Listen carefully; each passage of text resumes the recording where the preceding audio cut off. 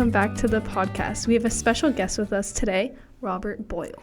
Thank you so much for having me on today. So, Mr. Boyle, why don't you start by telling us a little about yourself? Well, I was born on January 25th, 1627 in Lismore Castle, County Waterford, Ireland. I'm an Anglo-Irish natural philosopher and theological writer, and I love to work in the field of chemistry.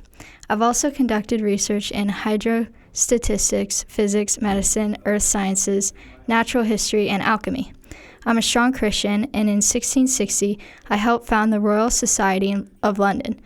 I'm also known to some as the father of chemistry. Why don't you tell us a bit about your childhood and upbringing? I was born on January 25th, 1627 in Lismore Castle, County Waterford, Ireland.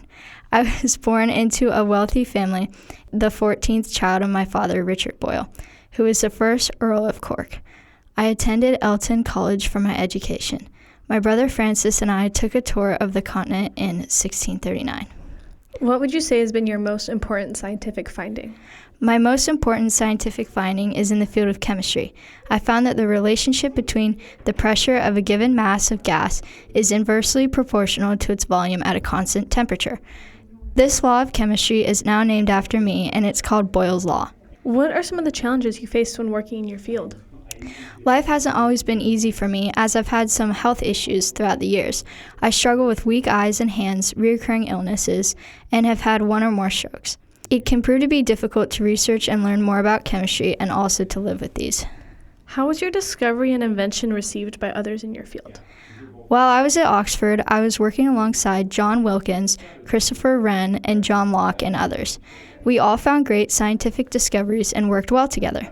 When I reported my discoveries about Boyle's Law, Henry Power and Richard Townley apparently reported similar findings as well.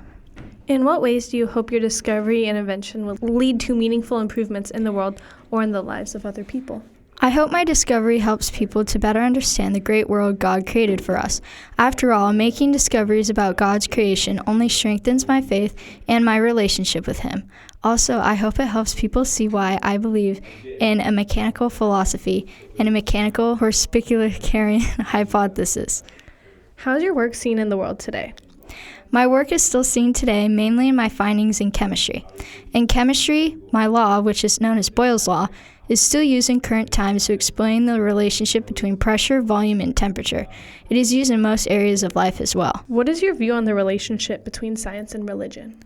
My manifesto, The Christian Virtuoso, which I wrote in 1690, is a great novel about the Christian scientist's life. It talks about the fact that I strongly believe that studying nature is a Christian duty, and it helps illuminate God's omnipresence. I think, to a certain extent, religion and science are mutually supported. That's about all the time we have today. Thank you again for joining us today, Mr. Boyle. It was my pleasure.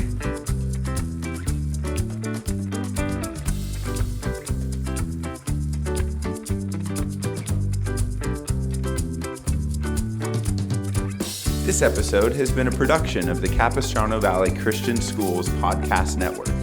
Capistrano Valley Christian Schools is a Christian JK-12 school in San Juan Capistrano, California.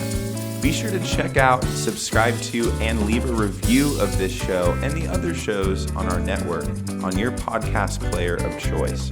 Doing so supports the school community in a multitude of ways.